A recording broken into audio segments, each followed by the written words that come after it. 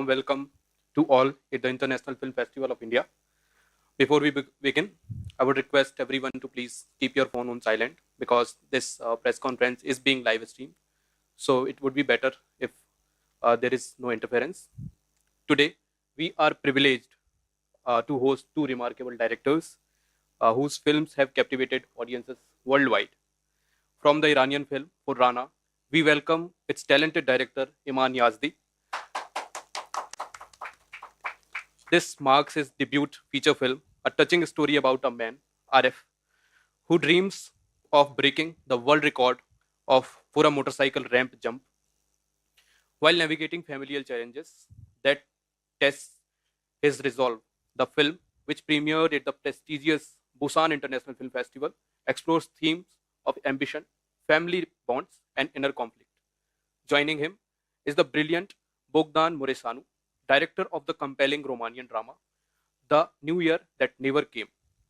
Set against the backdrop of Romania's 1989 revolution, the film masterly weaves together various interconnected lives, portraying the tension, fear, and fleeting hope of a society on the brink of monumental change. The film has been showcased at the Venice International Film Festival and also featured as Best Feature Film at Cairo. Welcome, guests. I congratulate both of you for the success and recognition for your films that you gathered. Before we begin, uh, let's see the trailers of these films. First, trailer for Rana.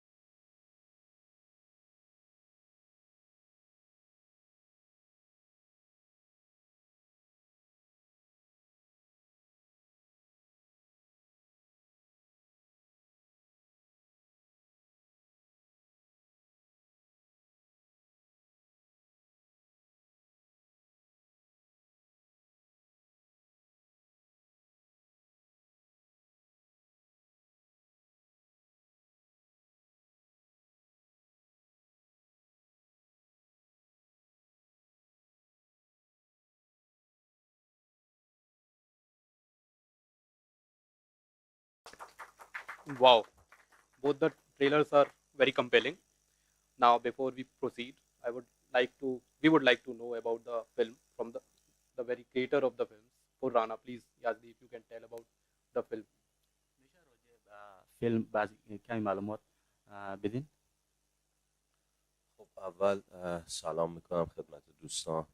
خیلی ممنون که وقتتون رو گذاشتید برای فیلم ما و یه عذرخواهی از همه به خاطر اینکه من یکی دو روزه با همین لباس ها مجبورم تو فستیوال باشم به خاطر اینکه چمدونم نیومده از بمبئی هنوز. عرضم به خدمت شما که راجع به فیلم، خب دغدغه بزرگ من برای ساخت این فیلم نمایش و نشون دادن فداکاری و اهمیت خانواده بود و تمام اتفاقاتی که پیرامون شخصیت ها در فیلم میفته سعی میکنه که این اهمیت و این نقش رو نشون بده و ضعف ها و کم و کاستی هاش رو و تأثیراتش رو به نمایش بذاره. Good morning, everyone.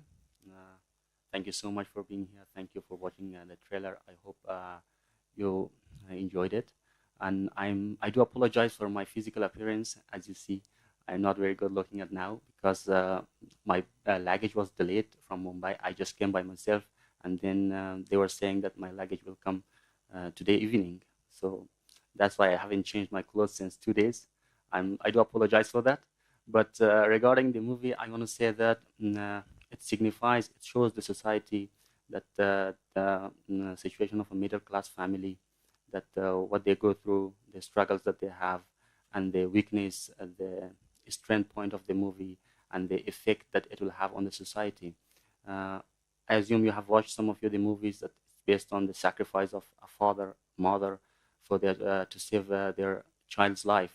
So it gives you the idea that what parents are ready to do for their children, and that's what that's all about the movie. And it shows the role of each personality, each character in this movie, and what effect they will have on that movie. Thank you. Really sorry, Yazdi, for the trouble that you're having here. I hope it will get resolved soon.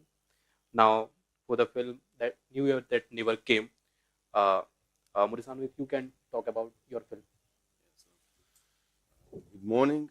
It's really great to be here in Goa. And you look great, even if you changed you haven't changed for 2 days. Yes. So yeah, it's a tragic comedy. Actually, it's not a drama. It's a tragic comedy with multiple characters. It's a choral view upon that date, the day when the revolution took place. I mean, it bursted out. It's also a commentary about what is to televise, to broadcast the television. I think that Romanian Revolution was one of the first, if not the first, televised revolution. So we have it archived. If you want, we are pretty lucky. So I was interested in that, in how we see history archived after 35 years. So it's in another key. It's more, let's say, I wouldn't say more disrespectful, but it's in a bit with a comical look, because now we know that it's a happy ending, let's say. We know that the regime ended in that day. So I was looking at it differently. Yeah, it's more like a symphonic view, kaleidoscopic view, if you want, with the multiple characters. And yeah, it was very difficult to make as any other period piece, more like a war film, if you want. Thank you. Both of your films have been premiered in various international film festivals. How different your experience is here at Goa, if you can talk about. Yazdi, if you can tell. میگه فیلم شما در چند جای مختلف در جاهای بین‌المللی پریمیر شده. میشه از تجربه خاصتان در اینجا بگوین که پریمیر فیلم شما وقتی که در گواه شد چه تجربه خاصی داشتین و همین ارتباط شما با مردم چه قسمت؟ خب یه تفاوت بزرگی که نمایش فیلم در هندوستان داره به نظر من کلا اینه که برای مخاطبان هندی فیلمسازی اتفاق جدیه و به فیلمسازی اهمیت میدن. حتی مخاطبان خوبی هستن، فیلمبین های خوبی هن هندی ها.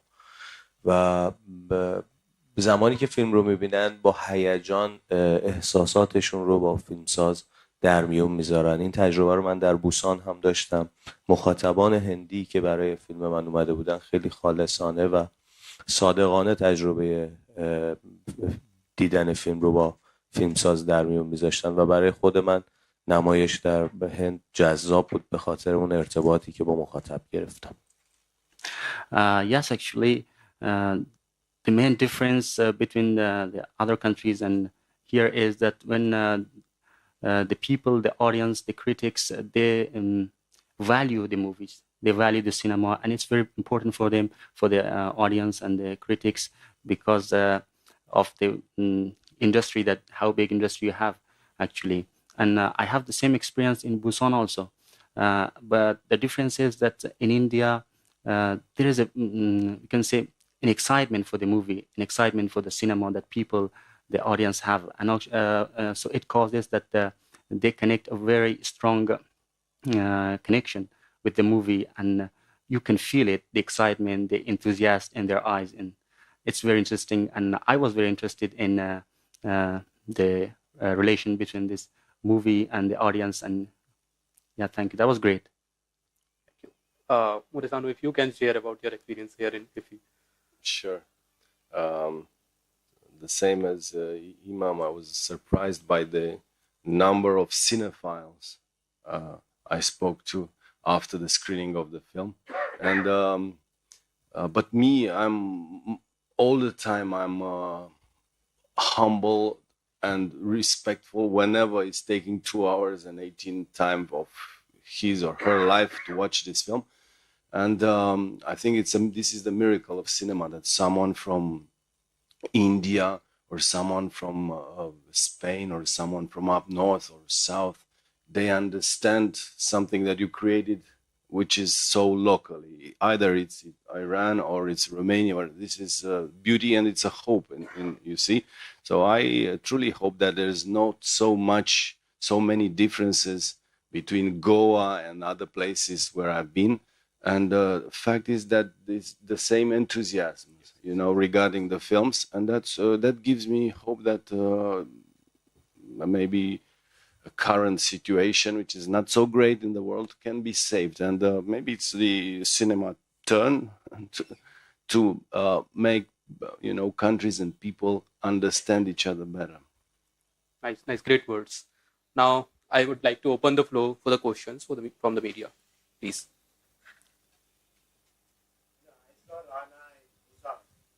Mike, please. I saw for Rana and Busan. I was wondering, why did you take the thriller format? I can understand the thing, but I felt it could have been more subdued in true Iranian style rather than taking this. Of course, the family values and the organ heart transplant thing is there. So I felt, it was a little too over dramatic in that sense. You mean the movie was too dramatic? Yes, and also a little thrillerish in that sense. He's a bike driver, death rider. So I was wondering how it correlated in that sense. It's basically conflict between the sister and the brother. Yeah, if you look at it. Conflict between sister and brother. Yeah, about the family property and this one. But so in that sense, I was wondering what made him choose the thriller format. Actually, the movie was based on the father and the daughter, right? Yeah. And you're saying that the focus was on the sister and brother? Yeah. Something. Father, daughter, and then there was a brother and son and wife. Okay. میگن من فیلمو تو بوسان دیدم و نمیدونم که چرا تمرکزی مثلا شما مثلی زیادتر سری خواهر و برادر بود، مثلا اصلی فوکس سر خواهر برادر بود اونا مثلا و داستانی آخریش که مثلا آقای عارف برای خودکشی میره. در این مورد نظر اگه میشه بتونی که چی باید شد مثلا راجع به خواهر و برادر نمیدونم کدوم بخشش رو اشاره میکنن، چون تمرکز روی خواهر و برادر نداره. تمرکز فیلم راجع به دختر بچه است که همه براش قرار فداکاری بکنن. یعنی از اسم فیلم مشخصه، برای رعنا، تمام اتفاقاتی که پیرامون رعنا میفته. و یکی دیگه از نکاتی که در این فیلم به نظرم مشخصه و تمرکز من روش بوده اینه که جامعه میتواند یک انسانی که عاشقانه به خانوادهش وابسته است رو مثل عارف دوچار اتفاقاتی بکنه که حرکات غیر قابل باوری رو رقم بزنه برای اثبات علاقش، برای اثبات صداقتش و برای نجات دادن خانوادهش. ولی تمرکزی که میفرماین روی بحث خواهر و برادر و اینا، من نمیدونم به کدوم بخش فیلم اشاره میکنن، چون تمرکز فیلم ما روی روابط پدر، مادر و فرزند و اتفاقا مکررن روابط پدر و فرزندی رو ما در روابط سهراب پدر و فرزندی رو میبینیم، در روابط عارف که پدرش پاسخ نمیده پدر و فرزندی رو میبینیم، در روابط حشمت پدر و فرزندی رو میبینیم و در روابط خود عارف هم با دخترش پدر و فرزند. فوکوس روی پدر و فرزند اتفاق افتاده. So actually, as you see, this is a sad tragic movie. So the whole focus is on the connection, the relation between child and his father. And as you see there in the movie, every character has a different role. As you refer to the connection between the brother and sister, they also plays a significant role in that movie. And also there's another connection between the dead father who's supposed to donate the heart between his son. And also there's a connection between the daughter and the father, the father-in-law of the Arif. And the main point is the Arif for his child. So it actually determines that what society can affect the people. For example, they have a simple life. They were a simple family. They had a simple life. But when you're in a problem, in a deep situation, what society can affect, what they change you. They change the perspective, the view that you have towards the future. Arif was a good man, a very simple. He had a very simple life, but at the end, you see, that's the story. That's what it tells. At the end, he decided to sacrifice himself for the society, for his child. He wants to die for her. So that's the whole point.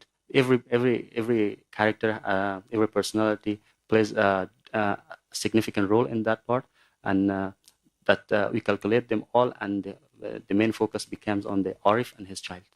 I hope you get the answer. Very good morning. My question is to Mr. Bogdan. Since your film, my apologies, I am yet to watch the movie. I will definitely watch. Your film is based on, you said, 1989, whatever civil unrest happened in Romania. So it's in that era you have made a fictionalized story, or it's some true inspired happened in those incidents? Yeah, I understand. But I don't think that fiction works without any grain of reality. That's my opinion. Otherwise, it would be like making Star Trek or some other, even Star Trek had some things of reality. So there is a lot of reality degree in the fiction I've made. Of course, I've heard these stories. Some of them are, demolitions really happened. The TV show really took place.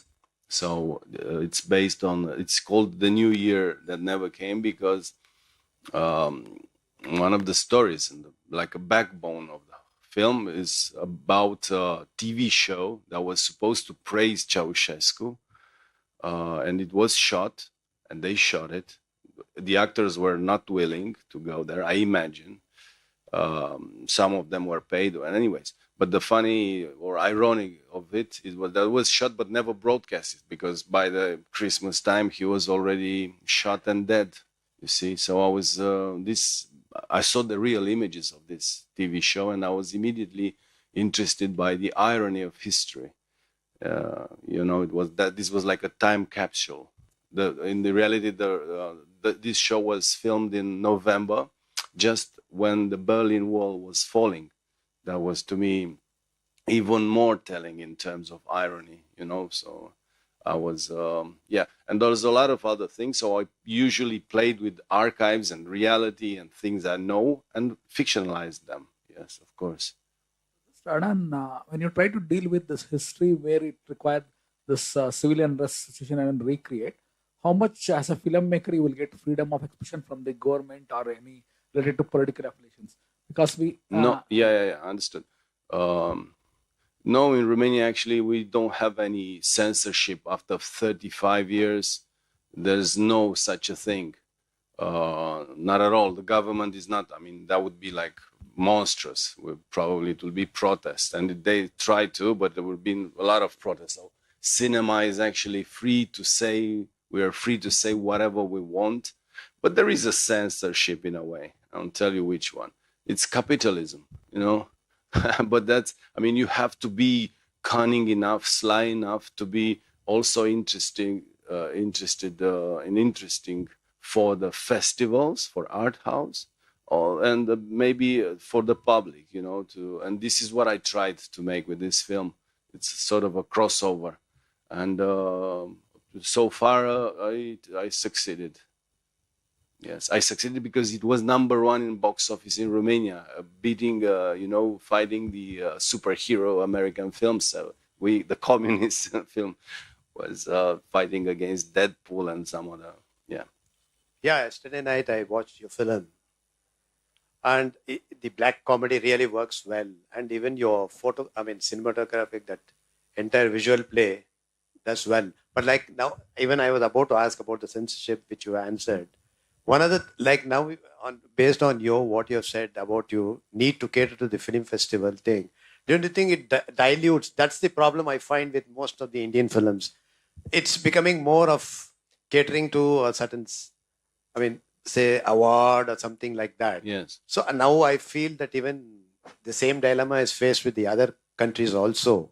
Don't you think that it compromises on the integrity of the film director if he's catering to this so-called, producers lobby or something, which they need to, you need to introduce certain elements in the film to sort of like for box office hits or to cater to the so-called jury will flip over to it. But yours is a brilliant film, and I don't know, I'm betting on it in that sense. Thank you.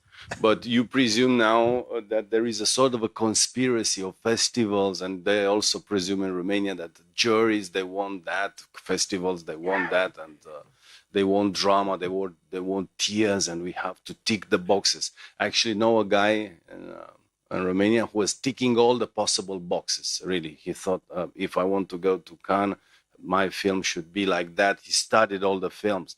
It should be about that. And he made it like a recipe, like cooking something. And guess what? He never got anywhere.